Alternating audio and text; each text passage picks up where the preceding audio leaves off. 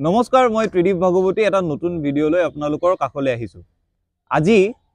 এই ভিডিঅ'টো আপোনালোক যিসকলে চাই আছে, মই প্ৰথমতে এটা অনুৰোধ কৰিব খোজো। আজি আমি যিখিনি কথা পাতিম, এই কথাখিনি অসমৰ প্ৰায়বোৰ মানুহে জানে, এই কথাবোৰ অসমৰ সকলোৱে জানে, কিন্তু এই কথাখিনি নেপাতে। আজি মই আপোনালোকক এইভাৱেই প্ৰথমতে অনুৰোধ কৰি লৈছোঁ, কাৰণ এই ঘটনাটোৰ কথা ইতিমধ্যে অসমৰ সংবাদ মাধ্যমত প্ৰচলিত হ'ল, কিন্তু কোনো সংবাদ মাধ্যমে এই গোটেই ঘটনাটো সিৰিয়াসলি বাৰে বাৰে দেখুৱাই থাকিবৰ বাবে আজিৰ তাৰিখত ইচ্ছা কৰা নাই। সেইবাবেই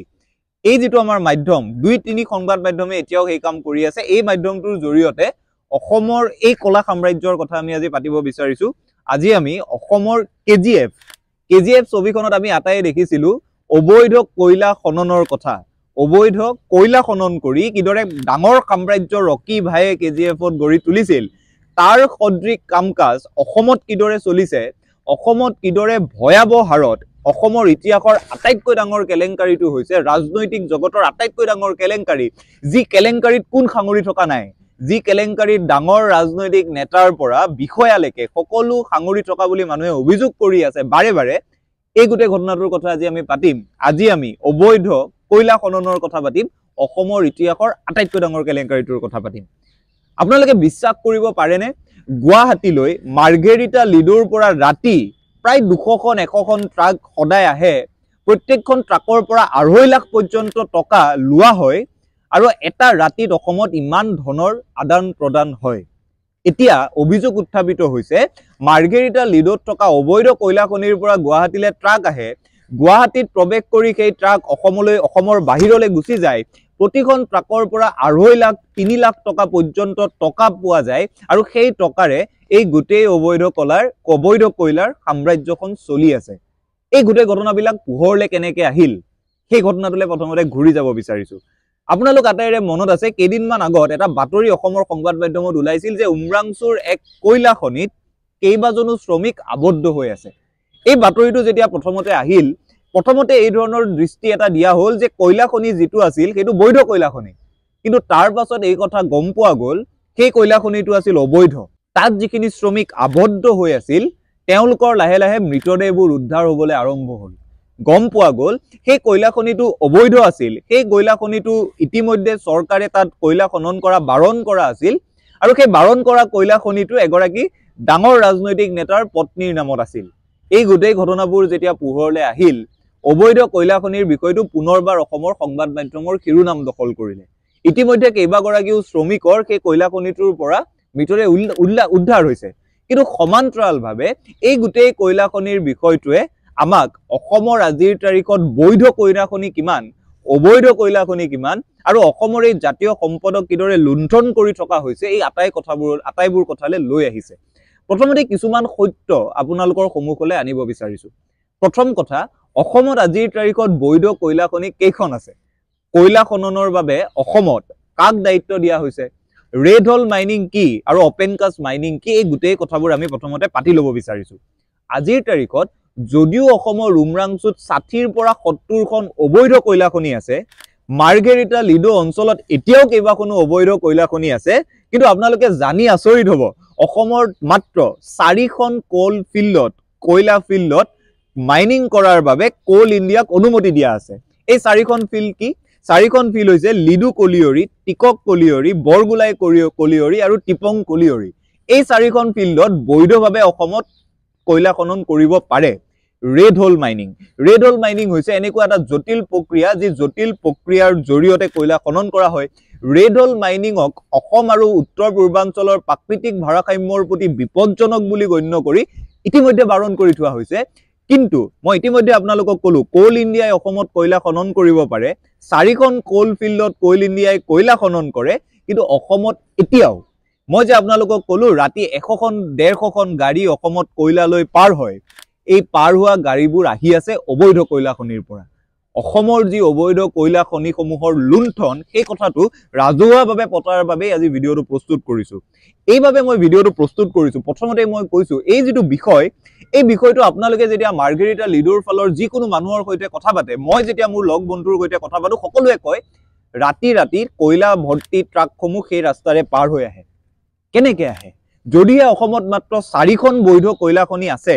4খন কয়লা খনিত কোল ইণ্ডিয়াই কয়লা খনন কৰিব পাৰে ৰাতি ৰাতি ট্ৰাকবোৰ আহি আছে ক'ৰ পৰা আৰু এই গোটেই যেটো সাম্ৰাজ্য 100খন ট্ৰাক গুৱাহাটীলৈ আহে গুৱাহাটীৰ পৰা শ্ৰীৰামপুৰ গেট হৈ পাৰ হৈ যায় এই গোটেই সাম্ৰাজ্যটো কেনেকৈ চলি আছে এই প্ৰশ্নবোৰ আমি উত্থাপন কৰাটো বৰ দৰকাৰ অসমৰ কয়লা অসমৰ জাতীয় সম্পদ অসমৰ প্ৰাকৃতিক সম্পদসমূহৰ ভিতৰত কয়লা অন্যতম চাহ তেল কয়লা এই তিনিটাই অসমত থকা আটাইতকৈ ডাঙৰ জাতীয় সম্পদ চাহ আৰু তেলৰ ক্ষেত্ৰত অসমত লুণ্ঠনৰ বাতৰি কমকৈ পোৱা যায় কিন্তু কয়লাৰ ক্ষেত্ৰত আৰু যেটো ভয় লগা কথা অসমৰ কয়লা ইমান দিনে এই ধৰণে অবৈধভাৱে খনন কৰা হৈছে এজন কোন ৰকি ভাইটো আমি চিন নাপাও ইয়াৰ আৰত থকা ৰকি ভাইজন কোন সেয়া আমি আজিলৈকে নেজানো কিন্তু ৰকি ভাইৰ দৰে অসমত যিদৰে কয়লা খনন হৈছে অবৈধ কয়লাৰ খনন হৈছে এই কথাবোৰ ৰাজহুৱাকে পতাটো বৰ দৰকাৰ এটা হিচাপ কৰক দৈনিক 2.5 লাখ টকাৰ বিনিময়ত মাৰ্গেৰিটা লিডৰ পৰা 100খন ট্ৰাক যদি গুৱাহাটীলৈ আহে গুৱাহাটীৰ পৰা শ্ৰীৰামপুৰ গেট হৈ পাৰ হৈ যায় যদি টকা দিয়া হয় তাৰ পাছত তেওঁলোকক ৰাস্তাত কোনেও ধৰিবলৈ সাহস নকৰে 100খন ট্ৰাক পূৰণ 2.5 লাখ টকা এই কেলেংকাৰীটো অসমত এদিনত কিমান কোটি টকাৰ হয় আপোনালোকে নিজে অনুমান কৰি লওক এই কেলেংকাৰীটোত কোন কোন জড়িত হৈ থাকিব পাৰে এইভাবে এই প্ৰশ্নবোৰ আজি উত্থাপন কৰিছো কাৰণ অসমত এটা ৰাতিত ইমান কোটি টকাৰ কেলেংকাৰী যদি হ'ব লাগে তাত ৰাজনৈতিক নেতাৰ পৰা আৰক্ষীৰ পৰা সংবাদ মাধ্যমৰ পৰা সকলো জড়িত হ'ব লাগিব কাৰণ যদিহে এই কেলেংকাৰীৰ অভিযোগবোৰ সত্য ইমান ৰাতি ইমান টকাৰ ইমান কোটি টকাৰ কেলেংকাৰী যদি এটা ৰাতিত অসমত হৈ আছে যিবোৰ অভিযোগ এতিয়া উত্থাপন কৰা হৈছে এই কথাটো চিন্তনীয় হয় নে নহয় অসমৰ যদি কয়লা জাতীয় সম্পদ আৰু জাতীয় সম্পদক এই দৰে যদি লুণ্ঠন কৰা হয় যিবোৰ মানুহৰ বিৰুদ্ধে বাৰে বাৰে অভিযোগ আহে ইতিমধ্যে মই আপোনালোকক এখন তালিকা দেখুৱাব পাৰো আপোনালোকে যেতিয়া তালিকাখন দেখিব ইয়াত 19 জন মানুহৰ নাম আছে এই তালিকাখন কোনে প্ৰস্তুত কৰিছে 19 জন মানুহৰ নাম 2-3 বছৰ আগতে জিঅলজি এণ্ড মাইনিং বিভাগৰ সঞ্চালকে তিনিচুকীয়া জিলাৰ এছপি আৰু ডিচিলে দি থৈছে এই 19 জন মানুহৰ নাম যে দেখিছে এওঁলোকৰ নেতৃত্বত তাত অবৈধ কয়লা খনন হৈ আছে বুলি ইতিমধ্যে জিঅলজি এণ্ড মাইনিং ডিপাৰ্টমেণ্টৰ সঞ্চালকে দি থোৱাৰ পাছতো তেওঁলোকৰ বিৰুদ্ধে ব্যৱস্থা গ্ৰহণ কৰা হোৱা নাই উমৰাংচুৰ যেতিয়া ৰেড হোল মাইনিঙৰ গোটেই ঘটনাটো সমুখলৈ আহিল তাৰ পাছত অসমৰ মাননীয় আৰক্ষী সঞ্চালক প্ৰধানে ক'লে 7 দিনৰ ভিতৰত অসমত ৰেড হোল মাইনিং বন্ধ হ'ব লাগে তাৰ পাছত উজনি অসমত এক অবৰ্ণনীয় পৰিস্থিতি দেখা গ'ল উজনি অসমৰ ৰেল ষ্টেচনসমূহত আহি এই কয়লা খনিসমূহত যিবোৰ মানুহে কাম কৰি আছিল তেওঁলোকে ভিৰ কৰিলে আৰু তাৰ পাছত গোটেই ঘটনাটো পোহৰলৈ আহিল এই মানুহবোৰ আছিল কোন যদিহে মই ইতিমধ্যে আপোনালোকক ক'লো 4খন যদি অসমত বৈধ কয়লা খনি আছে এই যে হাজাৰ হাজাৰ মানুহে আহি ৰেল ষ্টেচনত ভিৰ কৰিছে এই মানুহবোৰ উলাল ক'ৰ পৰা এই মানুহবোৰে নিশ্চিতভাৱে অবৈধ কয়লা খনিত কাম কৰি আছিল আৰু তাৰ পাছৰ ভয়ংকৰ দৃশ্যটো হ'ল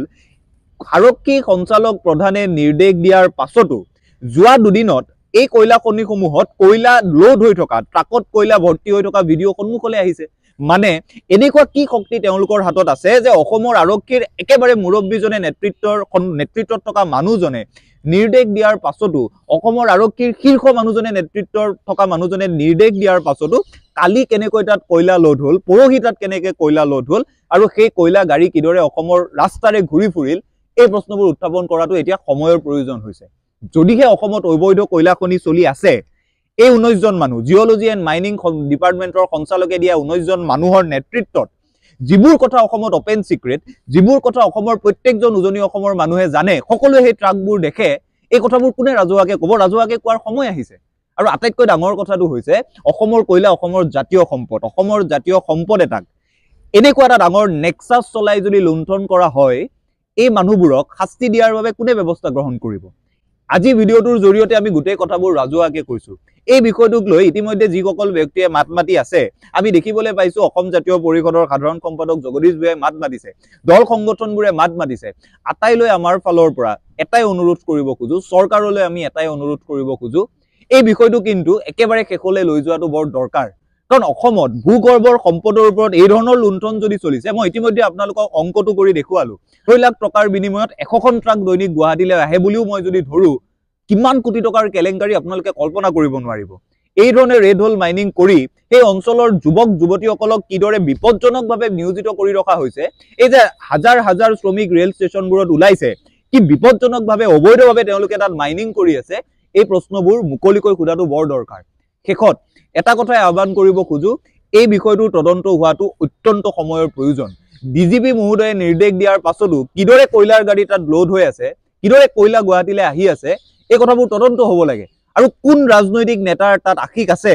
যিবোৰ কথা অপেন সিক্ৰেট সকলোৱে কয়, যিগৰাকী মাৰ্গেৰিটাৰ বিধায়ক তেখেতৰ বিৰুদ্ধে বাৰে বাৰে অভিযোগ যায়, তেওঁৰ নেতৃত্বত কয়লা খনিত অবৈধ খনন হৈছে নেকি?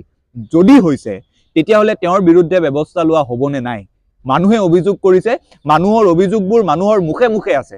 আশা কৰিম অসমৰ সন্মানীয় চৰকাৰে, মুখ্যমন্ত্ৰী মহোদয়ে এই বিষয়টোৰ বিৰুদ্ধে তদন্ত ঘোষণা কৰিব, কাৰণ ইয়াত কেৱল অবৈধ কয়লা খনন হোৱা নাই। ট্ৰাকসমূহ আহোঁতে GST ফাঁকি দিয়া হৈছে, ট্ৰাকসমূহ আহোঁতে ৰাস্তাত সাধাৰণ হেলমেট নিপিন্ধিলে যেনেকৈ আৰক্ষীয়ে আমাক ধৰে, অবৈধ কয়লা খনিৰ ট্ৰাক কিদৰে গুৱাহাটীলৈ আহিলে নধৰে, এই প্ৰশ্নবোৰ আছে। পৰিবহণ বিভাগ আৰু আটাইতকৈ ডাঙৰ কথা বন বিভাগ, এই আটাইবোৰ বিভাগ ইয়াৰ সৈতে জড়িত হৈ আছে। আশা কৰিম এতিয়া অন্তত উমৰাংচুৰ ঘটনাটো ঘটাৰ পাছত অন্তত অবৈধ কয়লাৰ বিৰুদ্ধে অসমত এক জনজাগৰণ আৰম্ভ হ'ব। আমাৰ প্ৰজন্মৰ ব্যক্তিসকলে মাত মাতিব আৰু অবৈধ কয়লাৰ লগত কোন কোন জড়িত, অসমত ৰকী ভাই কেইজন, এই কথাবোৰ বিচাৰ কৰাৰ বাবে আটাইয়ে নিজৰ দায়িত্ববোৰ পালন কৰিব। এই বিষয়ে আৰু বেছি অধিক তথ্যলৈ আমি নিশ্চিতভাৱে লগ পাম। ধন্যবাদ।